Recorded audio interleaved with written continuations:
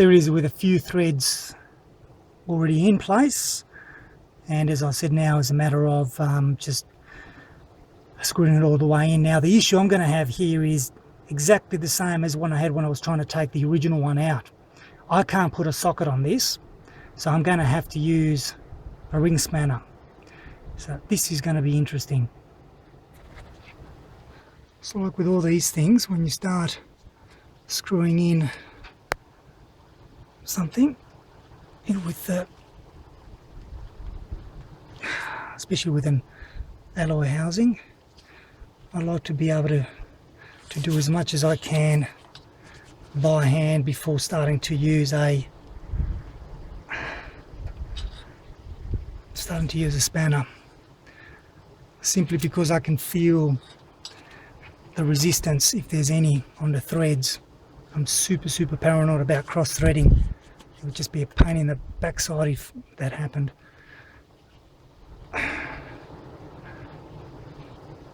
Okay, so the idea is to continue doing that. So this is the bit that I was saying about it being quite tricky to get the spanner in sufficiently to turn it, and it will require very small amounts of movement, but you get the idea.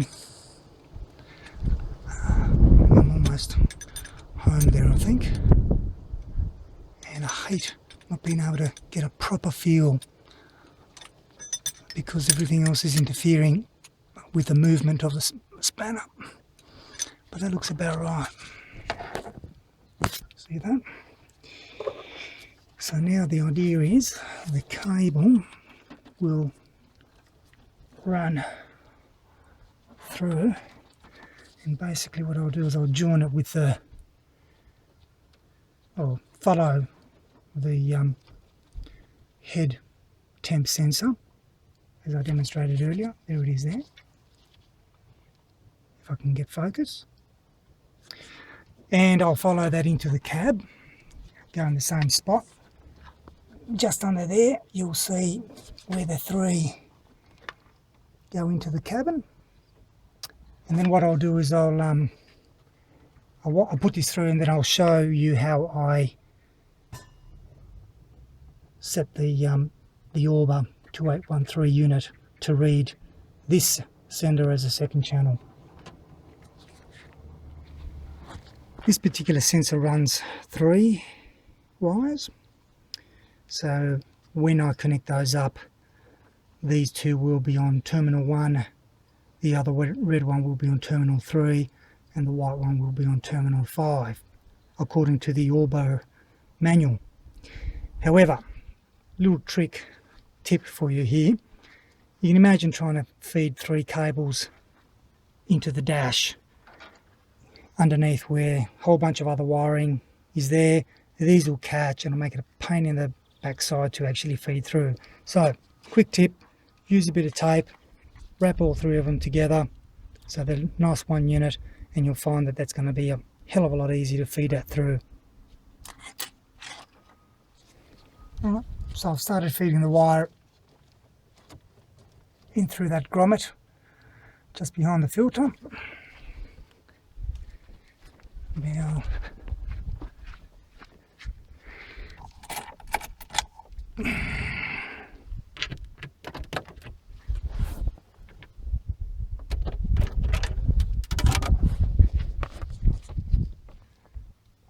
right, so now I must find, and I think it initially feeds underneath, and it's just a matter of just throwing your hands right in there. This is what I was saying about the little tip about pre-taping the ends, so you don't get into that situation. Anyway, what I'm going to do is I'm going to follow the other wires and tubing for the turbo, and I'll get to there, and what I'll do is I'll bring it up to this point and continue filming from there. So I fed it through. Now the next step is to feed it up through where my other wires go, up through behind the stereo and then onto my dash pod. I've already taken the cover off, and then once I've gotten to this stage I'll show you the wiring. Right, so I've fed the sensor cable through the usual routing where all this mess of wiring is, and this is the Auber unit, and on the side of them you'll see numbers. Not sure if I can focus close enough. There you go, 1, 2, 3, 4 and 5. So as I said beforehand, red, red and white is 1, 3 and 5. So now I'll tidy all this up, remembering that you do not cut these cables, you just fold them nicely underneath the dash, any excess. I usually leave enough for me to be able to pull the cover off, and as you can see here, fold over the face so I can get access to the wiring.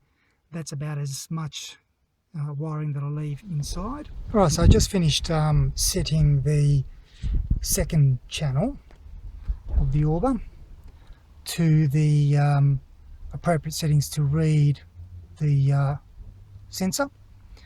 It looks like it's doing that, 44.2 degrees. So I'm going to go for a bit of a spin anyway, and I'm going to see whether or not what correlation that has, how it increases and decreases, etc. But straight away I've got here 41.7, which is the head temperature sensor, and 44.2 being the coolant sensor. There's basically a couple of degrees difference there already. Now obviously out and about and driving we'll see what the differences are under load, up hills, all that kind of thing, and be damn interesting to monitor that and see what the behavior is.